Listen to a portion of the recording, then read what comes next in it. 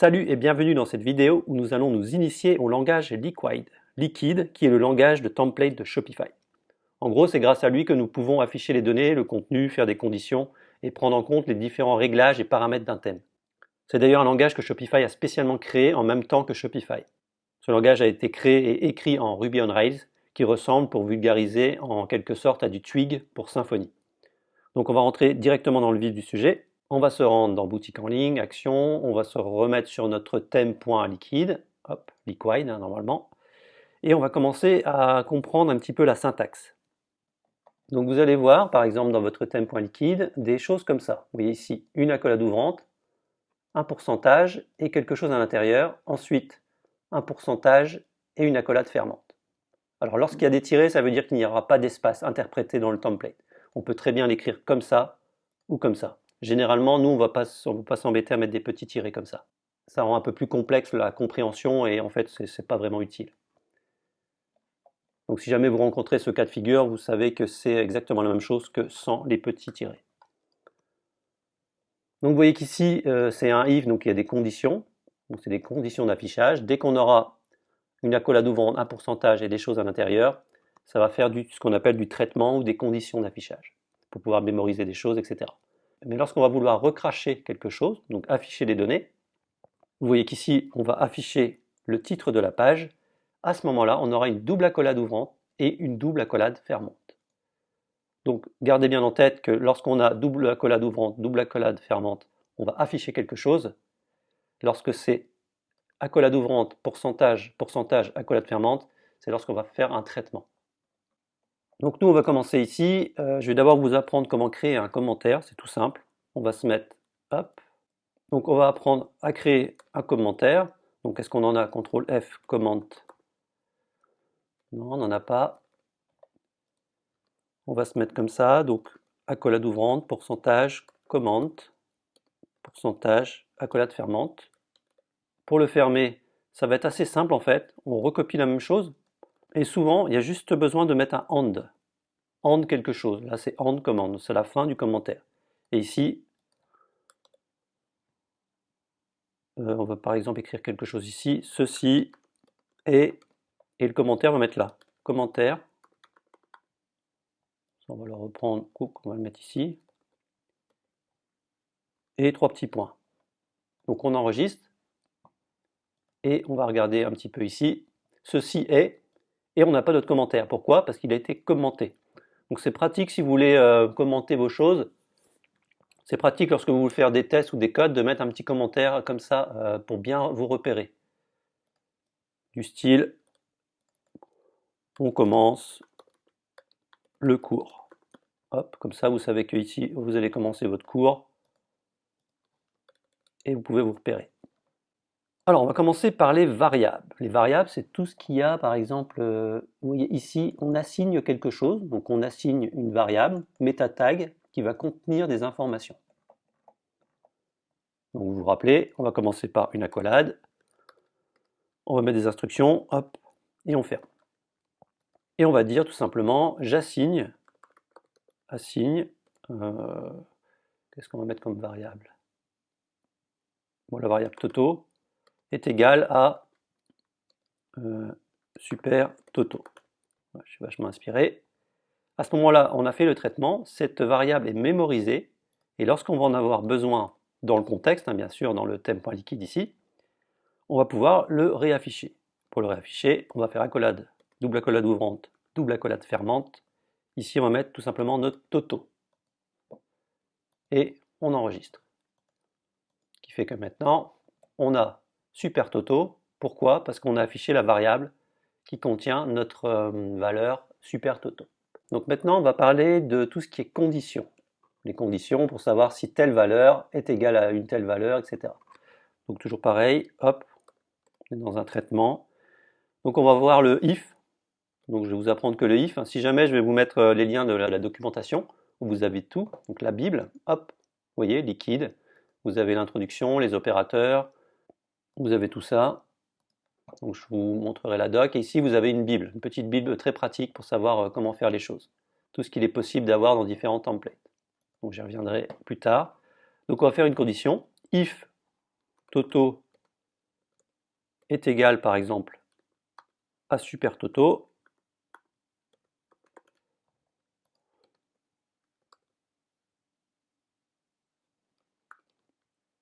alors on va faire quelque chose et ensuite on ferme la condition. If, donc ça va être AND if, on ferme le if. Hop, comme ceci. Et là vous mettez c'est OK. Donc on vérifie que la variable Toto est égale au contenu super Toto et à ce moment-là on affiche que c'est OK. Voilà, c'est OK. On peut très bien rester dans la boucle, ici, si c'est ça, ou sinon, donc else, sinon, c'est pas OK. Donc là forcément c'est OK, mais si on fait une petite erreur volontairement, on met un petit 5, est-ce que Toto est égal à super Toto 5? Non, c'est pas OK, là on a le OK, pourquoi on a le OK? Ah oui, c'est pas OK, c'est bon. Donc voilà, et on a aussi plusieurs conditions, on peut enchaîner comme ça. C'est-à-dire qu'on peut mettre else if, donc en gros ça va être si Toto est égal à Toto 5, c'est OK, sinon Toto est égal à super Toto, à ce moment-là, pas OK ici, pas OK 1, là ça va être c'est OK et pas OK 2. Toto est égal à super Toto 5, c'est pas OK parce que c'est super Toto. Sinon, si Toto est égal à super Toto, là c'est OK. Et si jamais on ne trouve pas ces conditions, on va mettre que c'est pas OK encore une fois à la fin. C'est vraiment ce qui se passe si jamais on ne trouve pas les conditions premières. Donc là, on va arriver sur... Hop, petite bêtise. Alors ici, j'ai fait une petite bêtise, j'ai oublié le égal. Hop. On enregistre. Et on commence. Donc c'est OK. C'est OK parce qu'on est arrivé dans cette condition-là. Si jamais on n'arrive pas du tout ici, donc là, on n'a rien trouvé. Donc il va se passer cette chose-là. C'est typiquement ce qu'on a dans les langages de programmation. Donc on ne va pas aller plus loin parce qu'il y a aussi les vérités, true ou false. On a l'inverse qui peut être très intéressant. C'est tout simplement l'inverse de if. C'est le unless. Hop, less. Et à la fin, forcément, on va remettre la même chose et on met un petit end. And unless. Donc si Toto est égal, mais en fait l'inverse, unless veut dire qu'il n'est pas égal. Donc moi je trouve ça un peu bizarre, mais c'est le langage de Shopify, il a créé une variable exprès pour ça. Super Toto 2. Donc si c'est pas égal à ça, alors c'est OK. Donc j'espère que je ne vous perds pas trop. C'est OK. Pourquoi? Parce que ça c'est pas bon. En fait, ça aurait été pareil de faire le if, un if, et ici mettre si ce n'est pas égal. Donc en fait, dès qu'il y a un petit truc comme ça, un point d'exclamation, ça va être l'inverse du égal. Donc si ce n'est pas égal à ça, alors c'est OK. Ah, c'est toujours OK. Donc c'est la même chose. Donc à vous de voir lequel utiliser, mais si jamais vous rencontrez ce cas de figure, vous saurez de quoi on parle. Alors comme on a vu justement au niveau des if, on a pu apercevoir les opérateurs, les différents opérateurs. Ça va être ici égal, n'est pas égal, supérieur à, inférieur à. Ça on peut faire. Et là c'est les or et les and qui peuvent être sympas. Si jamais Toto est égal à super Toto, donc est égal à super Toto, ou on prend tout ça ici, Toto est égal à super Toto, là c'est OK parce qu'on remplit une des conditions, celle-là ou celle-là. Là c'est OK. Par contre, si on met un and, il faut qu'il y ait les deux, que les deux choses soient correctes. Donc là c'est un peu idiot, mais c'est pour vous montrer l'exemple. Là, c'est pas OK. On n'affiche rien parce qu'on ne remplit pas les deux conditions. C'est celle-là et celle-là. Après, pour vous montrer d'autres opérateurs, on peut par exemple mettre if, on va mettre nombre, number, est égal à 2. Si number, on va supprimer tout ça, est supérieur à 2, c'est pas OK. Alors là, on n'affiche rien.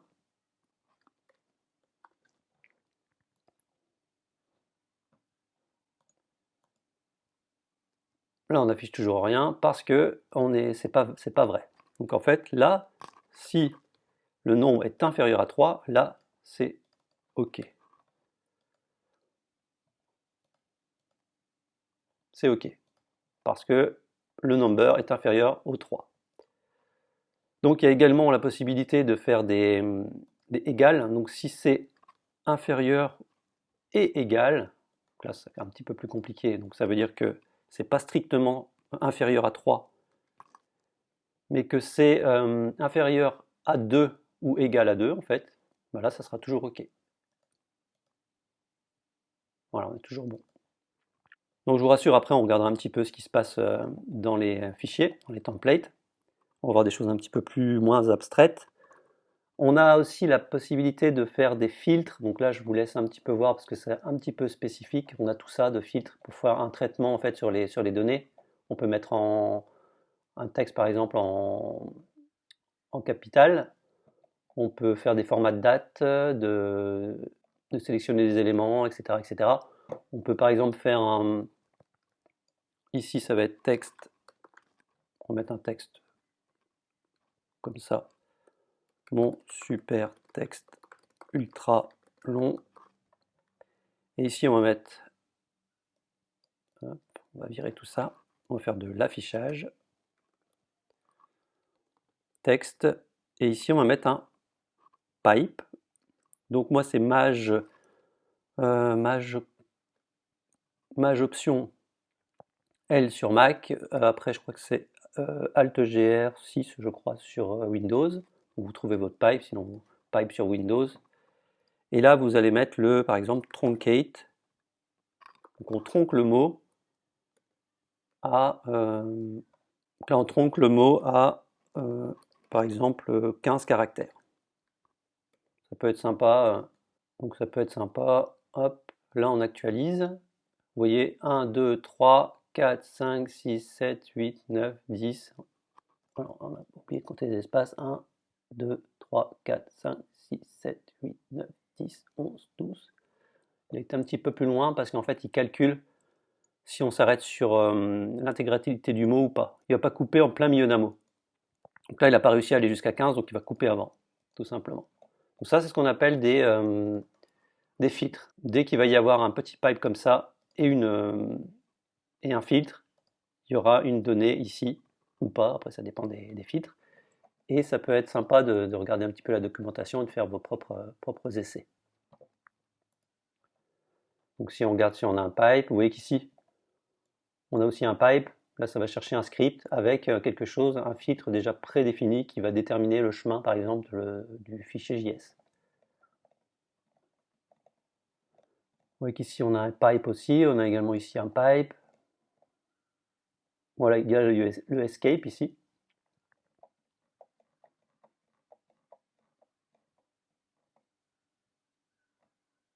Voilà, maintenant, on va essayer de parler des variables de template. On va prendre un exemple de ce que vous allez avoir, par exemple, besoin de mettre, de détecter le template utilisé et d'afficher une information, tout simplement. Donc ce qu'on va faire, on va recommencer à 0. Donc on va afficher une variable qui existe déjà dans Shopify. On n'a pas besoin de les créer parce qu'elles sont là.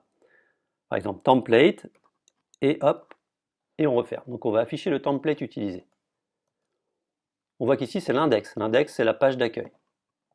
Si on va par exemple sur catalogue, on est sur une collection. Et si on va sur un produit, on est sur un product.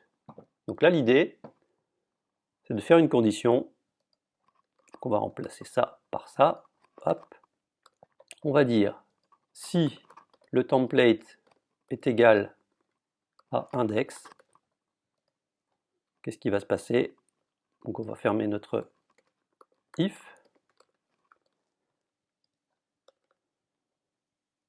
Nous sommes sur la page d'accueil. Hop.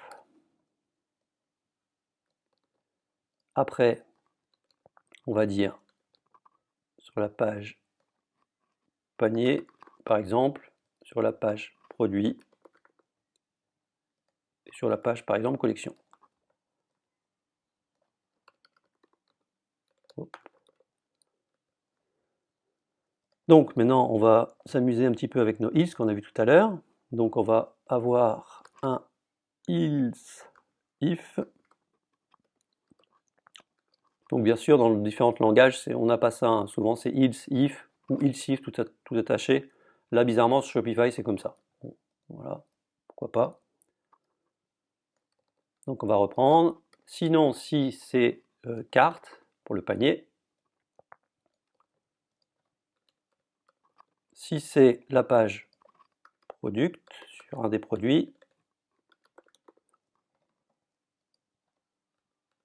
et sinon, tout simplement, non, là il vaut mieux rester sur quelque chose de logique. On va pouvoir bien capter ce qu'on a, et à la fin, sinon,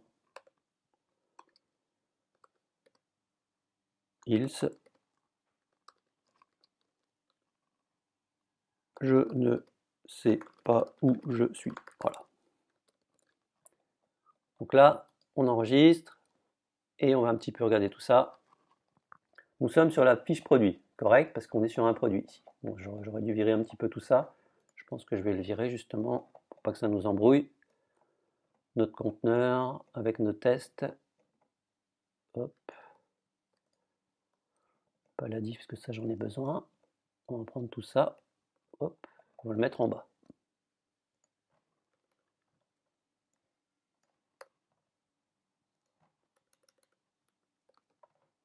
Voilà. Nous sommes sur la page produit, c'est bon. Nous sommes sur la page collection, on est OK. On va ajouter quelque chose au panier. On va voir le panier. Nous sommes sur la page panier, OK. Et là, nous sommes sur la page d'accueil. Donc on a tout bon. Et si on va sur une page qu'on ne connaît pas, je ne sais pas s'il y en a. On va mettre n'importe quoi. Je ne sais pas où je suis parce qu'on est sur un template de page 404 qui n'a pas trouvé justement cette page. Hop. Donc là, c'est vraiment intéressant si vous voulez mettre des tutos particuliers, ou des informations, des badges, etc. On a également la possibilité de faire des conditions très sympas. Par exemple ici, vous voyez que hop, si on va sur un produit,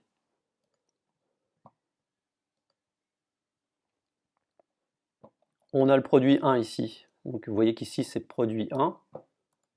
Donc on part du principe que là on est sur le product. Donc on a une variable qui s'appelle product. Donc je ne vais peut-être pas me mettre là, mais on va aller ici dans template product.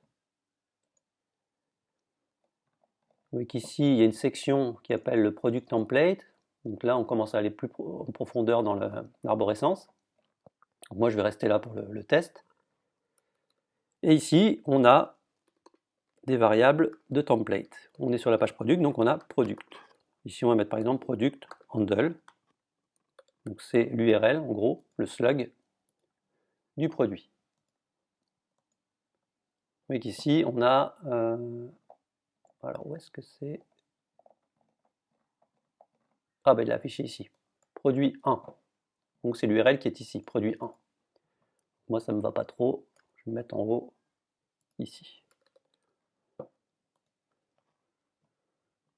Product handle. Donc si, on va tomber dans nos conditions, si le product handle if est égal, donc ne pas confondre le égal qui va donner une valeur à cette variable et le double égal qui va tester une condition.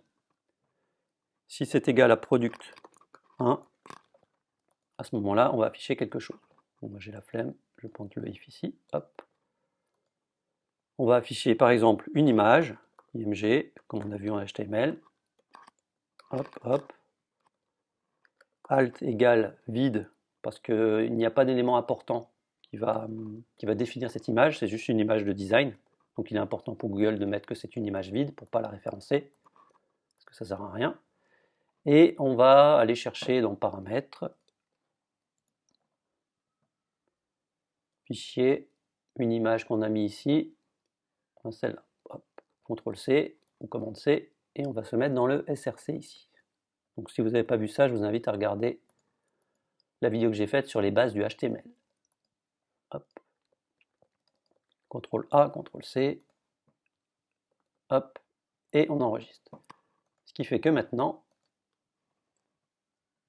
alors une petite pétouille, SRC, product 1, produit 1, pardon, hop, produit 1, comme ceci.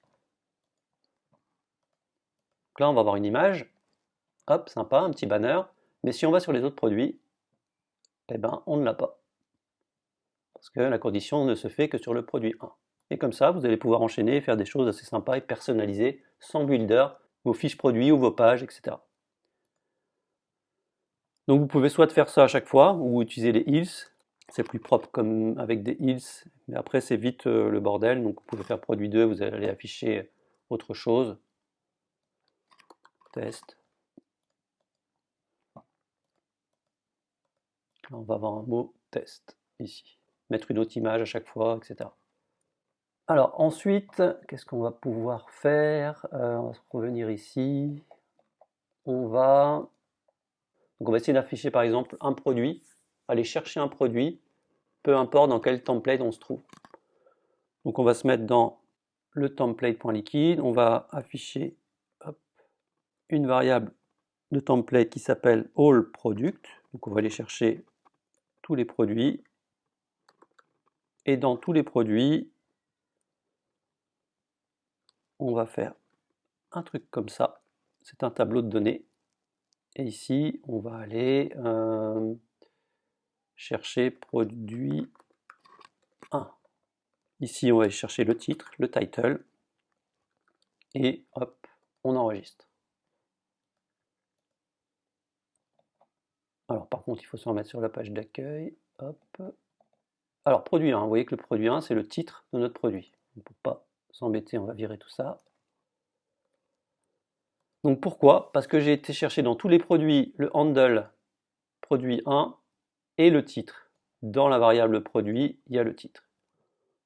On aurait très bien pu définir assigne, reprendre la main sur le produit parce qu'il n'est pas en fait dans le template.liquide, mais il est dans product.liquide. On peut dire je vais assigner la variable product. Donc là je vous conseille quand même de l'appeler autrement pour éviter les conflits et les confusions.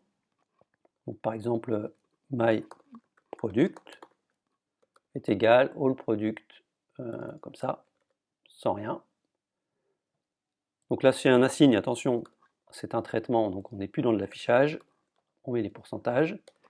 Et lorsqu'on va vouloir recracher les informations, hop, on va se mettre dans myProduct. Donc vous pouvez l'appeler comme ça ou comme ça, hein, myProduct. Eux, ils aiment bien faire ça comme ça, moi, ça dépend. On va garder leur syntaxe, myProduct.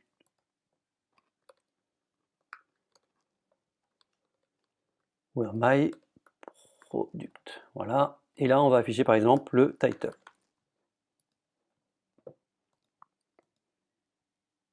Ça revient à la même chose. On affiche le produit. Ensuite, si vous voulez voir tout ce qui se passe dans la variable, vous allez faire l'affichage, mettre simplement la racine, hop, et ici mettre un pipe et dire je veux afficher toutes les données mais en JSON. En JSON, c'est un format qu'on verra plus tard, une sorte de format de données. Hop, et à ce moment-là, il va vous recracher toutes les informations. Et vous voyez qu'on a l'identifiant, on a le title ici, on a le handle, on a la description, la date de publication, plein d'informations, même les images qui sont associées. Donc c'est vraiment pas mal. Les variantes, le vendeur, les tags, vous avez vraiment toutes les informations. Donc par exemple, souvent on va avoir besoin du description. Donc ici, on va mettre par exemple un H2. Hop.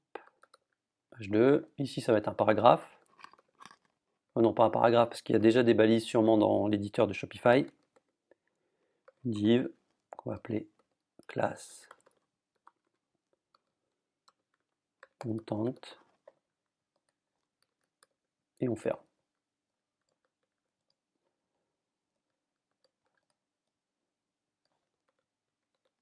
Voilà. Donc on actualise. Donc on a notre produit, le titre de notre produit et la description du produit. On peut essayer de prendre l'image.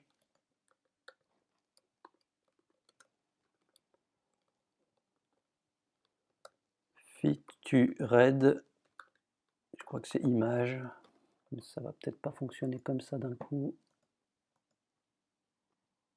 Ah si, on a l'URL du produit. Product Shopify 2. Mais lorsqu'on veut une image, on peut par exemple aller regarder au niveau du header. Comment ça fonctionne? On a le logo. CTRL F pour rechercher logo. Et on voit qu'ici, on a... voilà, il va chercher une image, le logo, et il met une URL, par exemple, le py pour aller chercher un format. On prend ça. Donc on s'inspire de ça. Et ici, on va mettre... On va chercher... On dit que c'est une image, et que c'est l'URL de l'image qui est là. Et on va l'afficher dans un format particulier, 300 par 300. Moi, je vais limiter seulement en largeur et ensuite pas en hauteur. Ce qui fait que là, on a l'URL totale. Donc, on va mettre notre balise, img, src égale, hop, l'URL de l'image, clac, le alt vide égale, hop, et la fermeture de la balise image. Maintenant, on a notre titre, on a notre image, on a notre produit. On peut aussi reprendre le prix.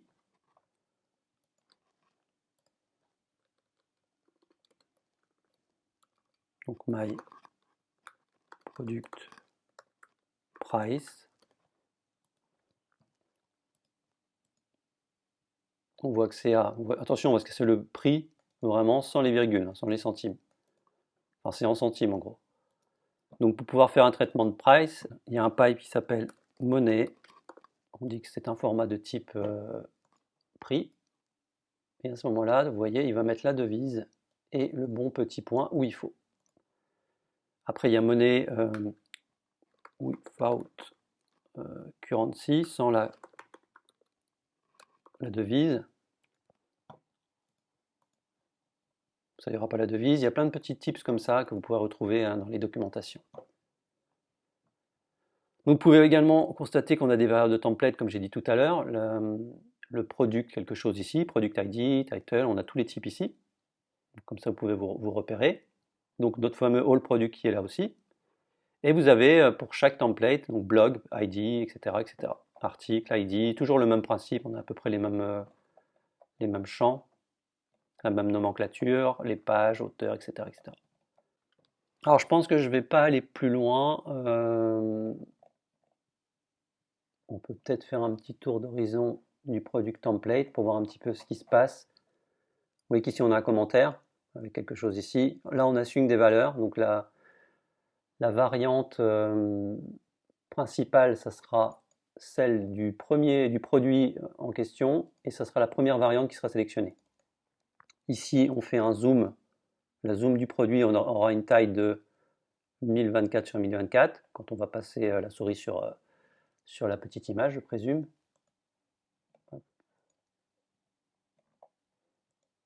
Si le zoom est activé, bien entendu. Vous voyez, hop, ça zoome. Product Image Scale, ça c'est la taille plus ou moins, ou la qualité. Enable Image, donc là ici, le zoom est activé. Là c'est le Compare Price, il va chercher la première variante et il va regarder le prix le plus élevé. Ici il y a des conditions, et vous voyez qu'ici on a section. On a Ici, on a un section parce qu'en fait, c'est ce qu'on verra prochainement dans les prochaines vidéos. Tout ce qui est la configuration schéma et JSON qui est ici. Oui, ici, ça commence par schéma. Ça sera la prochaine vidéo. Et vous voyez qu'ici, on a un setting. Et ici, par exemple, on a show quantity selector. Donc, par exemple, si on recherche ça, on voit qu'on est if, si la section c'est ce qui va se trouver dans vos templates, tout ce qui est par rapport à la balise schéma, la configuration que vous retrouvez finalement ici, dans la personnalisation, tout ce qui est au niveau de la personnalisation, ça sera au niveau des schémas comme ça. On voit ensuite qu'on a section, donc on est dans une section, c'est settings parce que le settings, on est au niveau des settings de cette zone, et l'identifiant et le show quantity selector, et là on va afficher des données, etc. etc. Donc là, concrètement, si le truc est coché, la case est cochée, alors on affiche ceci. Ici on a une include, donc ça va chercher quelque chose, on l'avait déjà vu. Voilà, ici on affiche la description du produit, tout simplement. Ici on va chercher le snippet qui contient les partages, les petits boutons de partage. Voilà, j'espère que cette vidéo vous a plu. N'oubliez pas d'activer la cloche, de vous abonner et de mettre un petit pouce. À bientôt.